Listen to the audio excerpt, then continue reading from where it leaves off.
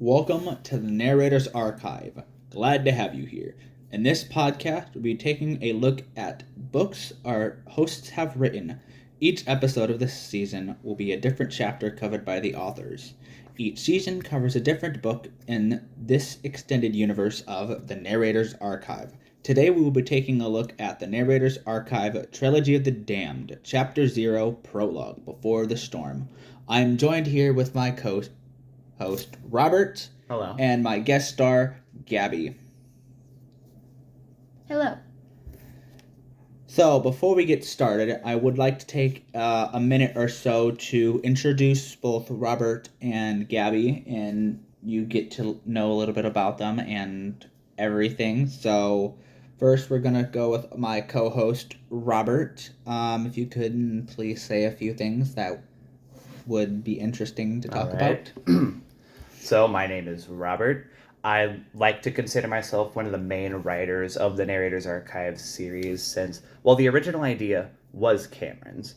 I'm the one who branched it out a little bit more into the whole aspect of Narrator's Archive. I'm one of the main authors of these books.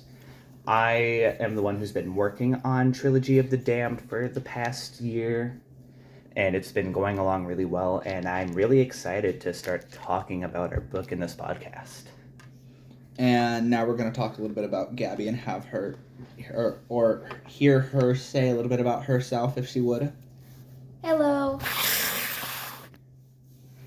As you guys heard, I am Gabby. I've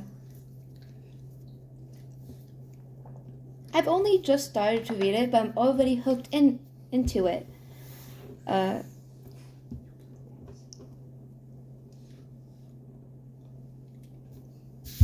Give me a second. As you guys don't know yet, I have been reading up to this point. I am very excited to see what is to come up next for the books. The Trilogy of the Damned.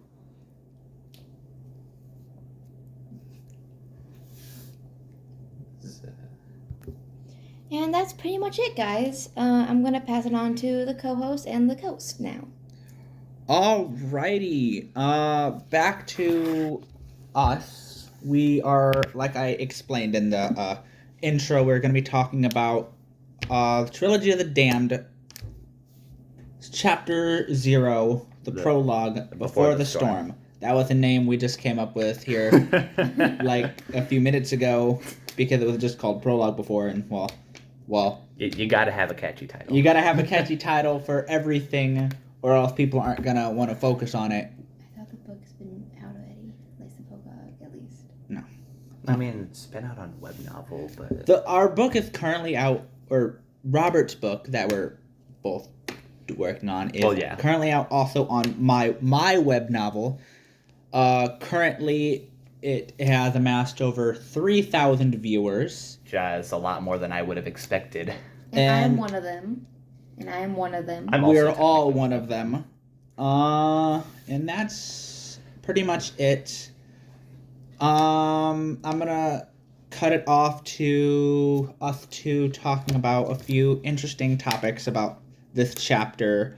If Robert would like to explain where he got the inspiration for this chapter. All right. The inspiration for this chapter. So there's this character known as Kara. She's going to be a pretty big plot device throughout the whole book, especially in the latter half in part 2, which we'll cover at a later date. Right now we're focusing on the prologue. So how the prologue opens up. We have our two characters, the narrator and the Flame Lord. They're fighting this monstrosities, like golem thing. It's made of stone. And it has sort of like a demonic sort of thing possessing it. But when they free the golem, that's when the character Kara comes into play. She is released from the statue by the narrator and the Flame Lord, which starts to lead us into this the rest of the plot. But something interesting. There's this artifact. Before we delve too much into it and spoil too much, Sorry, my bad. We don't want to spoil too much by accident before we start reading. So Okay, I'll cap it at that. I'll try to be more spoiler free. It's my bad. yeah. Next, we are going to go into reading our chapter with pauses at certain points to highlight certain aspects. Highlight certain aspects. Just trying to think of the right word to use. Right.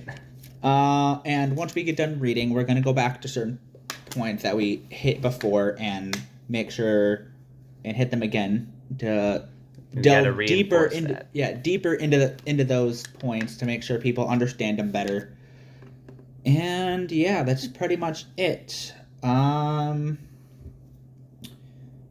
hear or think of anything else at the moment. So should I start reading then? You want to go back and forth reading, or do you want to read it? Well, I'll start off with the beginning part of the prologue, what I like to call the hook of the story. Okay. So we're starting prologue before the storm.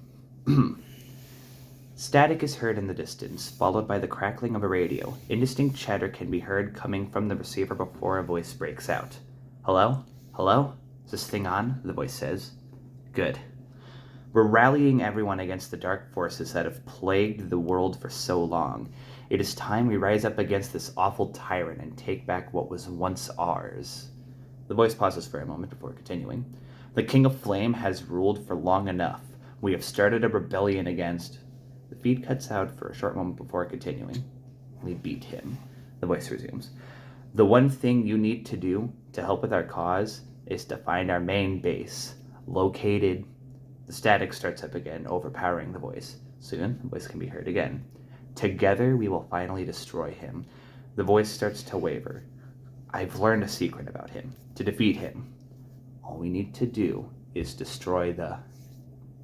The voice is cut off again, and the static resumes. Then, only silence. Now, I have to ask, Robert, what was your main idea for that? Did you have any other directions you wanted to take it, or is that so for the hook? For the hook. So I liked what I did with it. There was another draft of the hook that looked more esque to a movie script, which I had decided to just nix in favor of the more novel style sort of hook. Something I would have changed about the hook. There was a part where I mentioned the King of Flame has ruled for long enough. With the direction that I took the book, I would probably change this line or maybe get rid of it entirely. That this ruled long enough, because that implies that the Flame Lord has been ruling for a long time now, even though it only is like maybe a couple of days. A couple of days to maybe a week. Yeah, to maybe a week before like the main climax of the story starts to kick in. So I'd probably change that. But other than that, I still think it's a solid hook that will get the readers interested.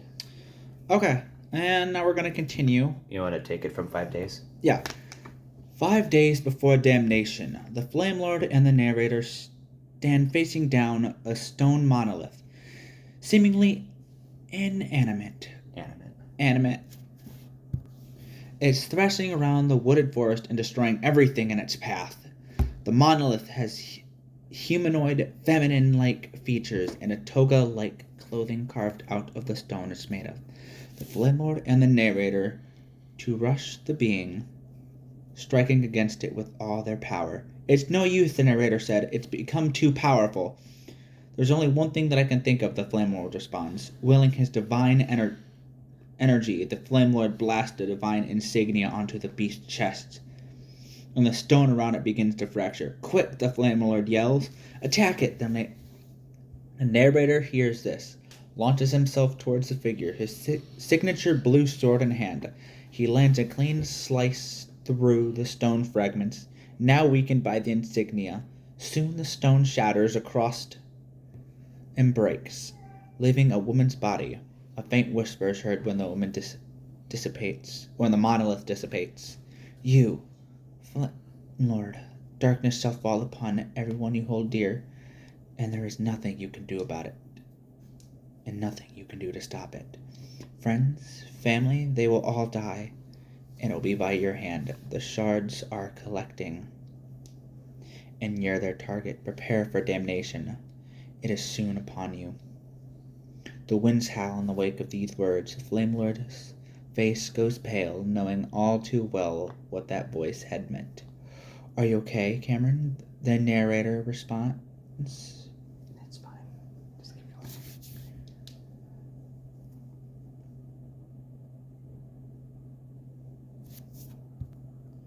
Are you okay? The narrator probes. The Flame Lord, hearing this, shakes himself out of his trance. I'm fine, he responds.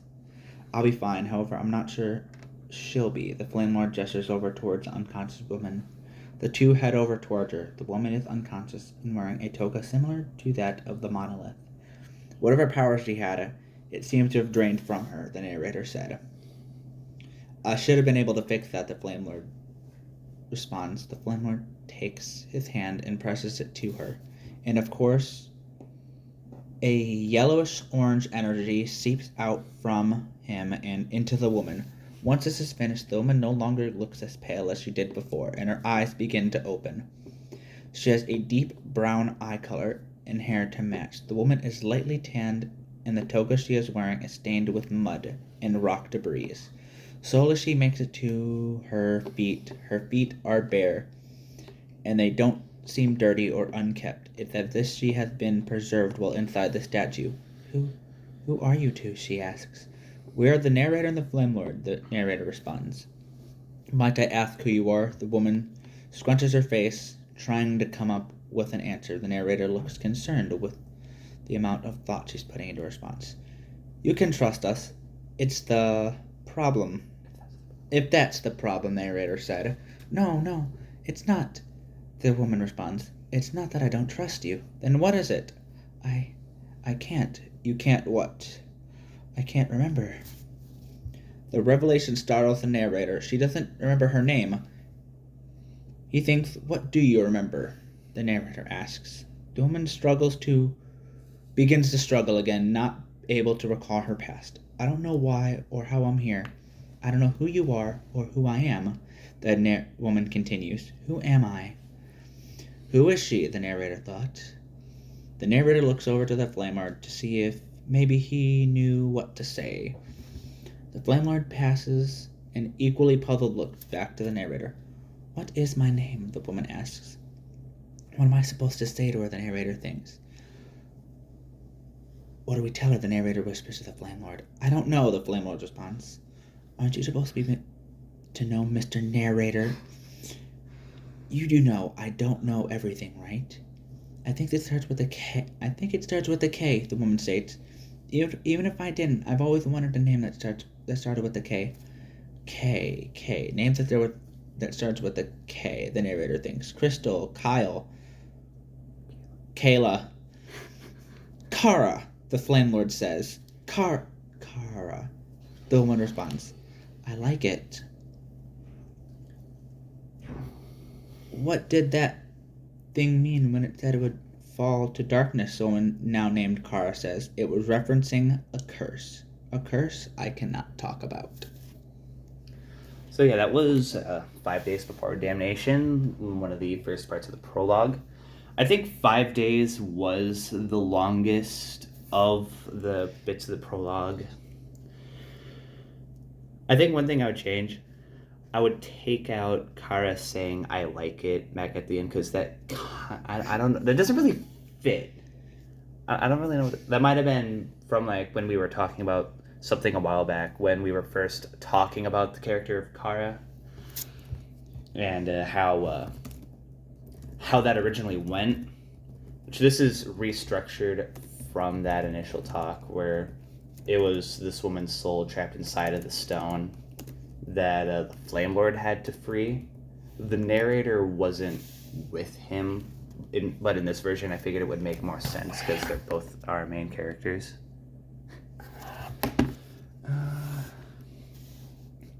Yeah. I think this definitely sets up the character of Kara, which in the book I still need to focus more on the plot point of Kara's missing memory and maybe trying to discover her real name if Kara is her real name, since maybe that's why she latched on to it. But yeah, I definitely think 5 days is a good start to our prologue, and I'll take it from here with 4 days before damnation. Only a day has passed since the narrator and the Flame Lord rescued Kara from whatever demon held her captive, and some memories have returned. Foggy, distant memories.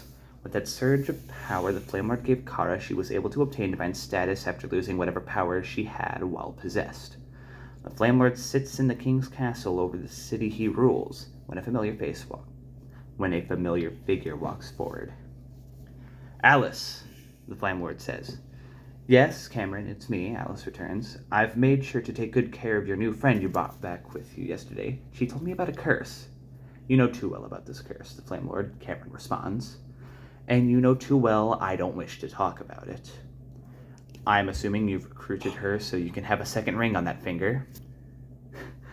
You know you're my only one, right?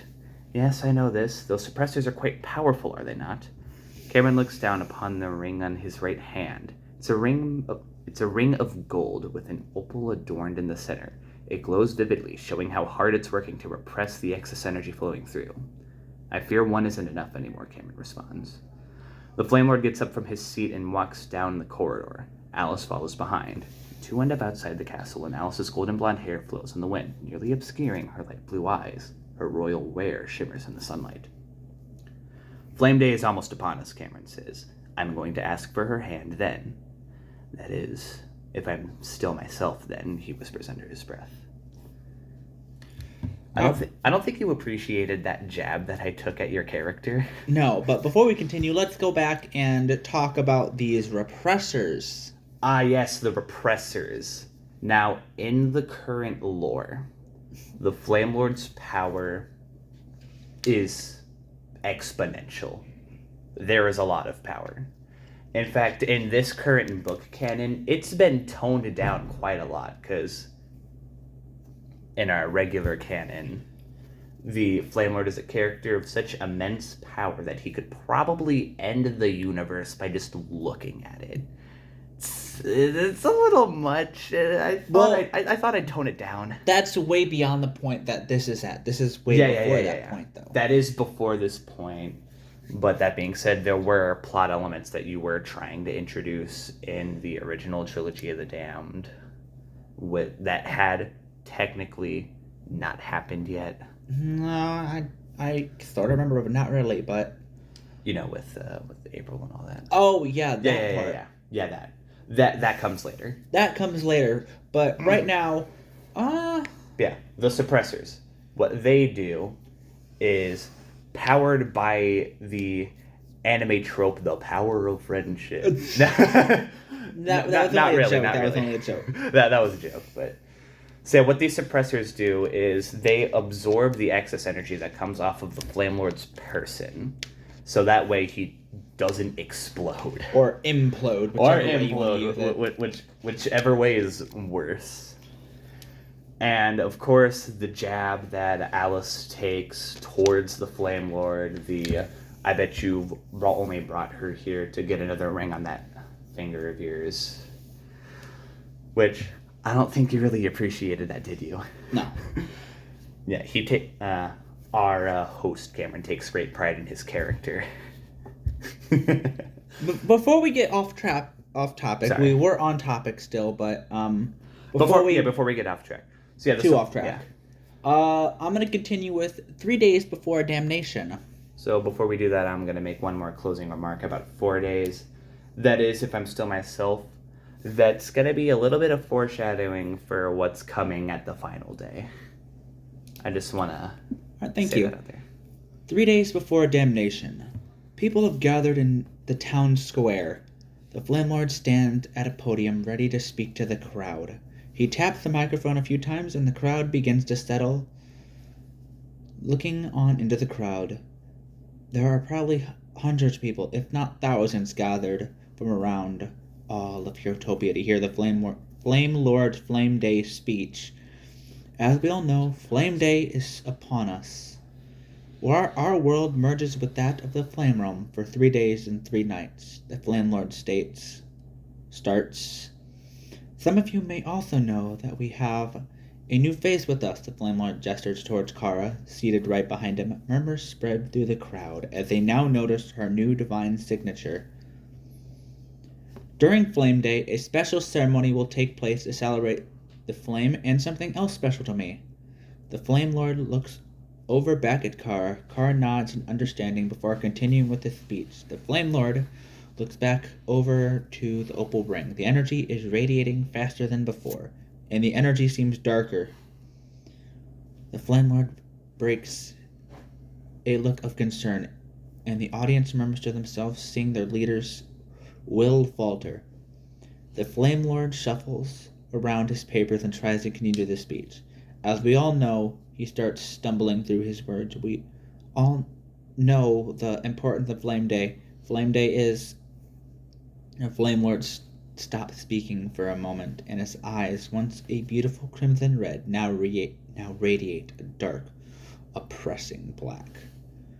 Flame Day is the day you will all die, the Flame Lord muses. All of you will feel the wrath of damnation, and you will all suffer. Mark my words, you only have 2 days. The black hue in his eyes leaves, and they all roll back as the Flame Lord slumps over and passes out. Kara wears a shocked look, and Alice is horrified. The narrator sits back and watches the whole thing happen, a look of nervousness crossing his face before quickly dissipating. The Flame Lord their narrator pulls out a small radio and says, "Can we get a medical dispatch down to the main hall? It's starting." So here we go. It's starting. The darkness is starting to take hold. So the thing is, the whole thing with the speech, I did not know how to write a speech at the time. Heck, I still don't know how to write a good speech. He had to ask me for some pointers. I did have to ask you for some pointers. I'm good at writing dark, oppressing speeches. I've done it more than once. Well, not only just the dark and oppressing speech, but of course the initial speech about Flame Day. The fact of the Flame Lord shuffling through all the papers is me making an excuse to not write the rest of his speech. But as we can see, the opal suppressor, it's starting to radiate darker energy, meaning that more of this evil suppression, it's not being suppressed as much as it should be. It's kind of flowing out, which is a bit of a bad sign. It's not that fun. And of course, the narrator, he is all too aware of what's happening. Well, of course, he is the narrator. The name suggests that he is practically omnipresent, which in the original canon he is, but here it's just a moniker that was given to him because of how well he can perceive things and all that kind of thing. And yeah, medical dispatch. So yeah, that should be all of my comments I need about day 3. I'll take it from 2 days before. The dark glow from the opal ring has subsided and has resumed its regular glow. The Flame Lord was examined for the greater part of an hour before being held at the Royal Clinic for the remainder of the night. Soon he had jolted awake near the witching hours, and a team of staff came in to examine his energy levels, which had returned to normal. He was then admitted out of the hospital and returned home. Later that evening, the Flame Lord and the narrator were setting up more things in the town square. "Shouldn't you be resting?" the narrator asked. "That was quite the episode you had the other day." "No," the Flame Lord responds. "If I let my guard down, then I'll lose control faster." "But I mean with the decorations for the festival," the narrator rebuttals. "I worry about you sometimes." The two begin rolling out a banner. Don't think I haven't noticed your ring," the narrator adds. "You saw that?" the Flame Lord asks. "Yeah, before you said what you said. I noticed a different energy signature coming off of your ring. It was ominous and onerous. I'll be fine." The glow coming off the Flame Lord's ring begins to intensify and grows a tinge darker. So, pointing out the narrator's perceptiveness, which is why he's gotten the moniker of the narrator.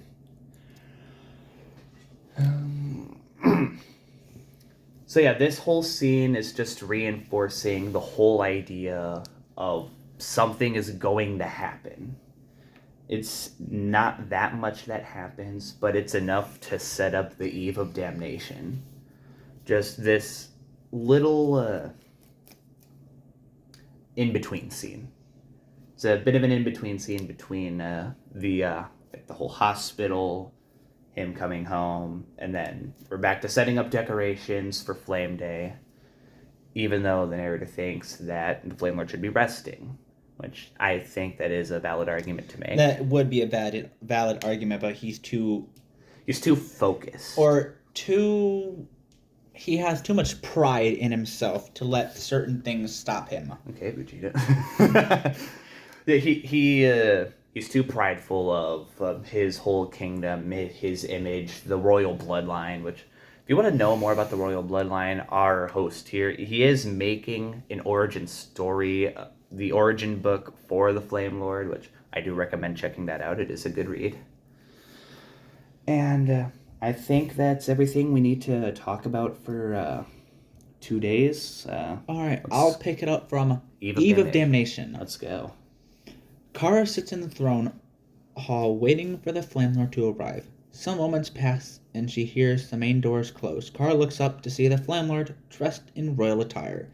The shimmering golden red reflects the dimly lit dawn sunlight coming in through the stained glass windows in the hallway, and billows like fire as the Flame Lord walks forward. "You're here, finally," Kara states. "How long have you been waiting for?" he asks. "I've been here since dawn. Sorry I've kept you waiting this long." A strong silence passes through the air before it is broken again by the Flame Lord. "If you are to marry me, then there is something I should tell you," the Flame Lord starts. "About my curse." "What is it?"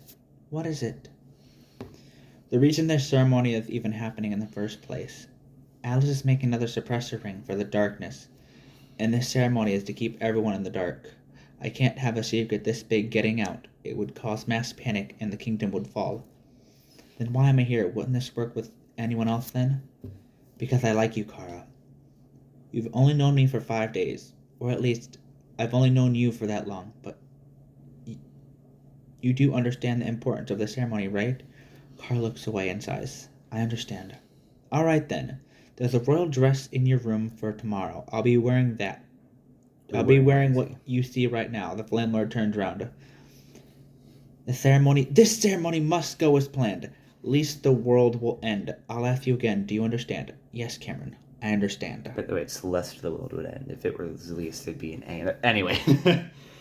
So, Eve of Damnation. What are your thoughts? It's setting up something big that's going to happen and setting up Kara's reluctance and worry. Because in Day of Damnation, a bit of spoilers for what's coming ahead, but in Day of Damnation, one of the main reasons the ceremony fails is because of Kara's hesitance and her not knowing what to do in the whole situation. She knows what she's supposed to do, but she doesn't know if she has the strength to do it. Yeah, I would have added that, if I were to write that part, I would have added that when Kara says, "I've only known you for 5 days," I would have had Cameron or the Flame Lord respond with, "But it feels like I've known you for forever." Eternity. Or an eternity. Oh, yeah. Because of his ability to, I don't remember if this is at this point or not, see through time. Oh, yeah, his time powers. I don't think... Well, he can't manipulate it yet, but he can at least see into it. Well, kind yeah. of. I don't know if the Flame Lord at this point in time, or at least in the book canon, has the powers of time manipulation. I'm pretty sure he does in the original version of Trilogy of the Damned, but I don't know about the Narrator's Archives rewrite. Yeah, I would have, if it was me, I would have at least have him say that, so to kind of reinforce that. A little more personal and, have more emotional feel to it, because, Of course. That is a decent change. If I were to rewrite this, I probably would include something like this. I mean, this is the second time I've rewrote this story. Well, we can always go back and make changes before we publish this. Yeah. Publish it. I mean, who knows? This just might be something that stays on web novel for a little bit, and we look back on it fondly. Yeah. Is there anything else we need to add, or should we move on to the Day of Damnation? I think we should move on to the Day of Damnation. All right, do you want to take Day of Damnation? All right. Day of Damnation. Bells can be heard ringing in the distance, and a set of guards stand at the entrance to the festival. One of the guardsmen is decorated with many awards. People are gathering around town square as the festivities commence, which will culminate in the grand ceremony planned by the Flame Lord. The sky is a brilliant orange, and the clouds look like dancing flames in the sky. The link between the Flame Realm and Heratopia has tightened, and the two are leaking into each other. However, on the far side of the universe, a dark presence lingers. I have waited so long for this day to pass, an impressive voice whispers into the cosmos. My time has come. A dark force begins to drift along through the universe, with one target in mind. The force begins to manifest, first as a cloud of dust with a clump into hundreds of tiny specks, before 100 sharp fragments are seen drifting through space. The ceremony is going swimmingly, the Flame Lord says. Yes, Alice responds. Our people are having a great time. The sky was always beautiful this time of year. You always say that when Flame Day rolls around. I know I do. There's just something so enchanting about the sky, the ways the clouds roll past. Well, you do have origins from the Flame Realm. You like to meditate there on occasion, too, though sometimes I wish you made time for me and the kids.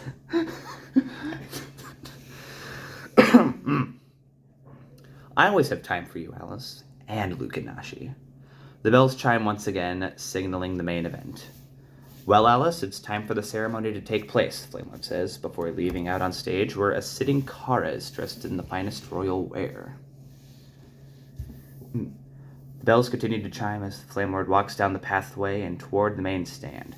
Everyone watches in awe as their king walks down dressed in royal wear. Soon the Flame Lord made it up to the stand and the bells silenced. Kara and the narrator sit in the back behind the podium as the Flame Lord begins to speak. As we all know, today is Flame Day, a special day, which we will conclude with a special ceremony. The Flame Lord starts. Kara, stand up, please. Kara stands from her seat behind the podium. Today will be the day I wed my second wife.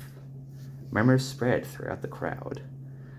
I have asked my friend, the narrator, Robert, to officiate the ceremony. Please stand. The narrator stands up. He's wearing a dark tuxedo and a decorative collar, a light blue bow tie contrasting the dark, clashing against it. Slowly, the narrator approaches the podium as the Flame Lord steps down in front of the stand. He gestures for Kara to follow. Kara and the Flame Lord stand facing each other. The Flame Lord has a genuine smile. Kara's smile looks forced. Kara, the Flame Lord starts. The Flame Lord begins to speak, and thoughts are beginning to race through Kara's mind. Well, Kara starts, trying to find the words. While Kara was looking for what to say, the Flame Lord looked at her with sincerity, love, and compassion in his eyes, and he thought to himself, is this the right thing to do? I've seen the hesitation in her since I've brought this up. The abhorrent energy made its way to Heratopia. Soon my time will come, the voice boasts. Darkness shall cloak this land once again. I have to do this for the good of the people, but will I be able to forgive myself afterward? The narrator can be heard droning off the standard wedding speech, till death do they part. Do you, Cameron, Flame... Don't read that part. Alright, so I'll just read. Right. Do you, Flame Lord, take Kara to be your lawfully wedded wife, he finally says. Flame Lord pauses for a second. Kara, I promise you after this ceremony has concluded, I will make sure to recover your lost memories. Kara smiles, a genuine smile. I do, the Flame Lord replies, slipping a gold ring onto Kara's hand. Kara, the narrator starts, now looking over at Kara, do you take Cameron as your lawfully wedded husband? Flame Lord looks at her with anticipation, waiting for her answer. The onlookers stare intently. A look of nervousness breaks over Kara as she contemplates her answer. I do, Kara responds. A wave of relief washes over the Flame Lord as he holds out his hand. Kara holds the specially crafted ring made by Alice to put on the Flame Lord's outstretched hand. The ring is a golden ring adorned with a small onyx gem glimmering from the golden orange sky. As Kara goes to slide the ring on his hand, a glance of shock passes through the Flame Lord. The output of the opal ring has increased exponentially and has turned a deep black. Suddenly, dozens of tiny shards start to assault the Flame Lord, causing his body to jerk heavily with each impact until all 100 shards have invaded him. Kara, in shock, dropped the ring onto the floor, making a small clink sound when it landed. The opal ring on the Flame Lord's finger continues to pour out energy as he lifts his hand up and slowly slides the ring off. Cameron, what are you doing? The narrator asks, concerns. Are you all right? Alice adds. What's happening? Kara asks. What's happening is that Cameron isn't here anymore, the possessed Flame Lord responds. Now it's me, the King of Flame and Harbinger of Darkness. Bum, bum, bum. So that's the end of the prologue. Any additional comments about Day of Damnation? Not that I can think of at the moment, but I do end up liking where it goes from here. It adds a lot of interesting plot points and opens up a lot of interesting ideas that could go on from here. And it opens up the main antagonist, who is the Flame Lord himself. Or should we say, the Heart of Darkness? Well, they don't know it's the Heart of Darkness yet. You shouldn't give off the name yet. Also, I keep forgetting about the whole self-insert crap, but, you know. Yeah, So that was... that wraps up us reading Chapter 0. The prologue for the storm. Any additional comments you want to make about anything in the chapter or book? I think there are probably a few things I would have changed, like I probably wouldn't have had the "till death do they part" line. That was me trying to be funny, adding a bit of social commentary about weddings and all that. I don't think it really worked, but yeah. So I think we should move on to the point where we take questions from our special guest, Gabby. All right, I'm going to hand this over to our special guest, Gabby, and she already had some pre-concocted questions for us. And we'll do our best to answer them. Honestly, and without any interruptions or anything like that. Yes. So, let's go all the way back to the beginning of the prologue. Who is the guy who is calling in? So the guy who is calling it, that is a great question. So, that if I were to say right now who is the voice, that would be a bit of spoiling. You'll see that plot point show up in part 2 of the book, probably around chapter 9 or 10. But the voice, I will say right now, they have already been introduced into the story, though. Ooh, okay. I've always seen a little bit of your guys' theme, but what is your overall theme of your story? What are you guys trying to get at? What are we getting at? That is a great question. I like to think of it as an allegory for especially for the prologue, not being forced into something you don't want to do, but at the same time, also a bit of a thing about like how you can't let that oppressive side take you over. You have to stay calm and composed, and this will be like further shown by the possessed Flame Lord's like stark difference in personality between him and the regular Flame Lord. Okay, very interesting. How many chapters are you thinking of making or have already made? So far, I've finished all of part 1. Which is 5 chapters long. Just 5 chapters. Each part is going to be 5 chapters. Part 3, there might be a little bit more meat, or the chapters might be a little longer, shorter. Yeah. Do you have any other questions?